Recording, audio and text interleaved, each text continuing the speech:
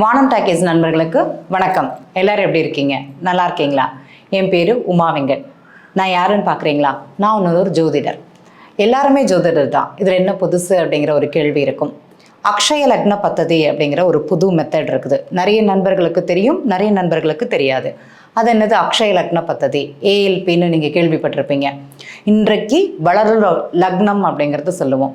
நம்ம பிறந்த லக்னத்திலேருந்து இன்றைய ஒரு ஜாதகருடைய வயது என்னவோ அந்த வயதுக்கேற்ற லக்னம் அப்படிங்கிறத ஒரு குறிப்பெடுத்து அந்த லக்னத்திற்கு பலன் கூறக்கூடிய முறை அப்படிங்கிறது தான் அக்ஷய லக்ன பத்ததி முறை, ஏஎல்பி மெத்தட் அப்படிங்கிறது. இது எவ்வளோ எளிமையானதுன்னு பார்த்தீங்கன்னா, இன்னைக்கு ஒரு ஜாதகர் நம்மளை தேடி வர்றாங்க அப்படின்னா, அந்த ஜாதகர் நீங்கள் பார்க்க வர்றீங்க அப்படின்னா எதற்காக வர்றீங்க? உங்களுடைய கேள்வி என்னவாக இருக்கும்? ஒரு முயற்சி பண்ணுறீங்க, ஒரு வேலை கிடைக்கிறது, ஒரு வீடு கட்டுறது, ஒரு திருமணம் ஆகிறது. இதில் எப்போதுலேருந்து ஆரம்ப காலம் இதோட முயற்சிங்கிறதும் இதோட நிகழ்வுங்கிறது எப்போ நடக்கும், இதற்கான ப்ராசஸ் எத்தனை மாதமாக பண்ணிட்டு இருக்கீங்க, எத்தனை வருஷமாக பண்ணிட்டு இருக்கீங்க அப்படிங்கிறத ரொம்ப எளிமையாக சொல்லலாம். சரி, கேட்டால் மட்டும் போதுமா? இதோட பதில் எப்போ கிடைக்கும்? அந்த கால நிர்ணயம்னு சொல்லுவோம். இந்த கால நிர்ணயம் எப்போ நடக்கும்? இப்போ உதாரணமாக திருமணம் ஆகுது அப்படின்னா, ஒருத்தங்களுக்கு எந்த லக்னமாக இருந்தாலும் சரி, ஒரு பிறந்ததுலேருந்து பார்த்தீங்கன்னா 7ஆம் பாவகம் தான் திருமணம். அப்போ பிறந்த குழந்தைக்கும் சரி, இன்றைய வளர்ந்த குழந்தைக்கும் சரி, பிறந்த லக்னத்துலேருந்து தான் நம்ம பலன் பார்த்துட்டு இருக்கோம் கிடையாது. இன்னைக்கு அவங்களுக்கு பிறந்த லக்னம்ங்கிறது ஒரு லக்னம் இருக்கும்.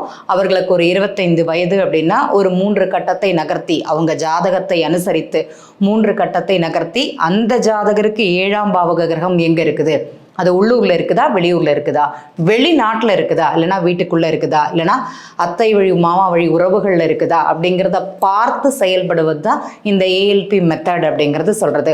இதனால் என்ன பலன்? நீங்கள் கல்யாணத்துக்கு பார்த்துட்டு இருப்பீங்க, நிறைய இடங்களில் தேடுவீங்க. பொண்ணாக இருந்தாலும் சரி, ஆணாக இருந்தாலும் சரி, யாராக இருந்தாலும் சரி, அந்த முறைகளை சுருக்கி இந்த இடத்துல தான் ஏன் பொண்ணு, இந்த இடத்துல தான் ஏன் பையன் இருக்கிறான், எங்கே பாருங்க அப்படிங்கிறத ரொம்ப இனிமையாக உங்களுக்கு அந்த காலத்தை சுருக்கி இவ்வளோ காலகட்டத்துக்குள்ள நடக்கும். இப்போ ஒருத்தங்களுக்கு 21 வயசுல குழந்தைக்கு, ஒரு பெண் குழந்தைக்கு ஜாதகம் எடுக்கிறாங்க திருமணத்திற்குன்னு பார்த்தீங்கன்னா, 24 வயசுல தான் அந்த குழந்தைக்கு திருமணத்திற்குண்டான ஜாதக அமைப்பு இருந்தது அப்படின்னா 3 வருஷமா பார்ப்பாங்க.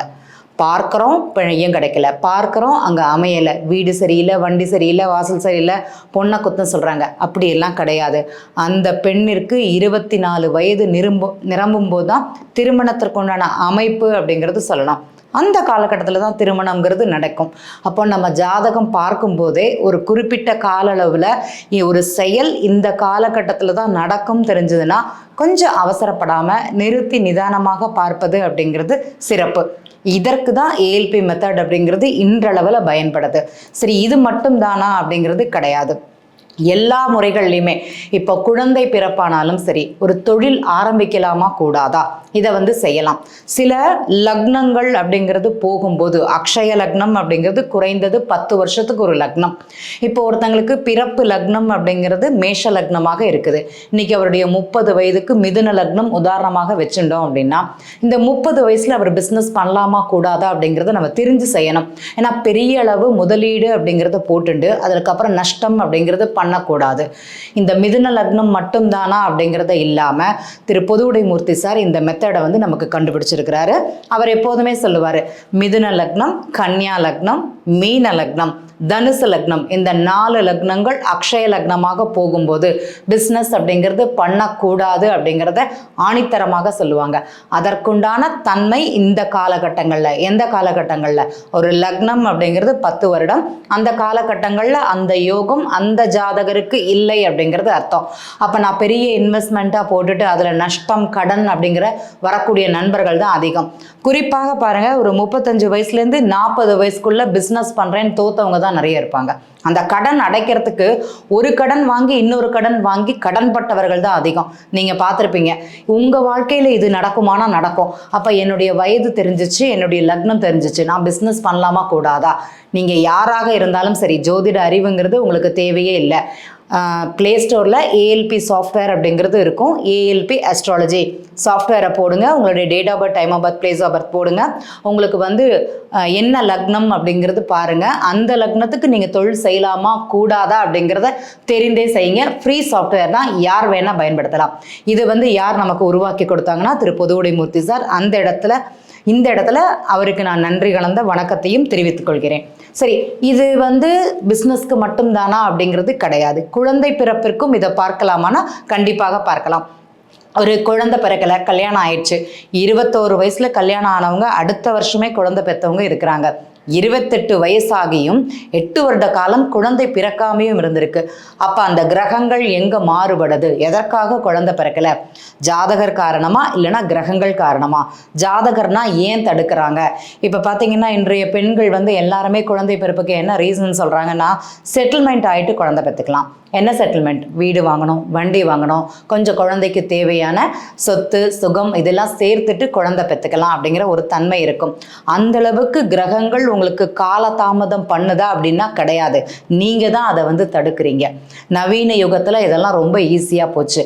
அப்புறம் 28 வயசுக்கு அப்புறமாட்டி நீங்க அதற்கு முயற்சி செய்யும் போது கிரகங்கள் கொடுக்க மாட்டேங்கிற ஒரு அமைப்பு இருக்குது. அப்போ உகந்த காலம் என்னது அப்படிங்கிறத தெரிந்து செய்வது அப்படிங்கிறது சிறப்பு. சரி, இது மட்டும் பார்க்க முடியுமா? கண்டிப்பாக கிடையாது. குலதெய்வம் இன்றைய வாழ்க்கையில எல்லாருக்குமே குலதெய்வ அமைப்புங்கிறது ரொம்ப ரொம்ப முக்கியம். நம்ம சாப்பிட்றோமோ தூங்குறோமோ கிடையாது, ஆனா குலதெய்வத்தை தினமும் ஒரு முறை நம்ம சுவாமி கும்பிட்டு தான் ஆகணும். காலம்பரை எந்திரிச்சோன்னா குலதெய்வத்தோட அருளோட தான் ஒரு செயலும் செய்ய ஆரம்பிக்கணும் அப்படிங்கிறது உண்மை. எத்தனை பேர் செய்யறாங்க? சில பேருக்கு குலதெய்வம் தெரியும், சில பேருக்கு தெரியாது. குலதெய்வமே தெரியாதுங்க, நாங்கள் எந்த சாமியை கும்பிடுறது? ஏஎல்பி மெத்தடில் அதற்கு பலன் இருக்குதானா, அதற்கு பரிகாரமும் பலனும் கண்டிப்பாக இருக்குது அப்படிங்கிறது சொல்லலாம். சரி, எல்லாமே பார்க்க முடியுமா அப்படின்னா குழந்தை பிறப்பிலேருந்து படிப்புலேருந்து ஒருத்தவங்களுக்கு கடனுடைய அளவுலேருந்து எல்லாமே பார்க்கலாம். கடன் அப்படிங்கிறது எல்லாருக்குமே மிகப்பெரிய பிரச்சனை. சம்பாதிக்கிறோமோ இல்லையோ, ஆனால் கடனுக்கு கட்டித்தான் ஆகணும். இந்த பக்கம் வாங்கி இந்த பக்கம் கொடுக்கக்கூடிய நிலை அப்படிங்கிறது 99% நண்பர்களுக்கு கண்டிப்பாக இருக்கு. அதற்கு யார் காரணம்? நீங்க தான் காரணம். ஏன்னா ஏதோ ஒன்று பண்ண போறேன்னு, ஏதோ ஒன்று செய்ய போறேன்னு சொல்லிட்டு குருட்டு முயற்சியாக ஒரு முயற்சி செய்து அதனால கடன்பட்ட நண்பர்கள் இருக்காங்களான்னா நிறைய பேர் இருக்கிறாங்க. அப்ப எதற்காக கடன் வளருது? நான் என்ன முயற்சி செய்யலாம், நான் எதை செய்யக்கூடாது? ஒண்ணுமே இல்லை. என் தங்கச்சிக்காக நான் ஒரு கையெழுத்து போட்டு ஒரு லோன் வாங்கி கொடுத்தேன், என் தங்கச்சி திருப்பி அடைக்கலை, அந்த லோனை நான் தான் அடைக்கிறேன். அப்போ அதற்கு கடன் இருக்குமானா கண்டிப்பாக கடன் இருக்கும். ஒரு 2 வருஷம் கழிஞ்சிருச்சு அப்படின்னா அந்த கடன் எப்படி இருக்குன்னா பெரிய அளவாக மாறிவிடும். வட்டிக்கு மேலே வட்டி போட்டு பெரும் கடன் அப்படிங்கிறது அங்கே உருவாகும். அதற்கு யார் காரணம்? நீங்க தான் காரணம். அப்போ உங்க ஜாதகத்துல நான் அடுத்தவங்களுக்காக கையெழுத்து போடலாமா, நான் அடுத்தவங்களுக்காக பணம் கொடுக்கலாமா, இல்லைன்னா என்னுடைய சகோதர வழி உறவுகளாக இருந்தாலும் சரி, என்னுடைய அண்ணனானாலும் சரி, தம்பியானாலும் சரி, அவர்களுக்காக நான் பணம் செலவு பண்ணுவது இல்லைன்னா பணத்தை கொடுப்பது எனக்கு லாபம் தருமா அப்படிங்கிறத தெரிந்து ஒரு செயல் செய்வதுங்கிறது சிறப்பு. என்னங்க நாங்கள் எல்லாருமே ஒன்று போல தான் இருக்கோம் இப்படி சொல்கிறீங்களே அப்படின்னா, உண்மையிலேயே உங்களுடைய பிரச்சனைக்கு யார் காரணம் அப்படிங்கிறது ஆராய்ந்து பாருங்கள்.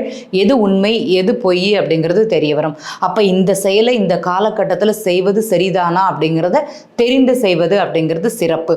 இதற்கு ஏஎல்பி ஜோதிடம் பலன் கொடுக்குமானா கண்டிப்பாக உங்களுக்கு ஒரு வழிகாட்டியாக கண்டிப்பாக அமையும். இது மாதிரி நிறைய தகவல்கள் அப்படிங்கிறது ஏஎல்பி ஜோதிடத்தின் மூலமாக நம்ம தெரிந்துக்கலாம். வேறொரு நிகழ்வு. நன்றி, வணக்கம்.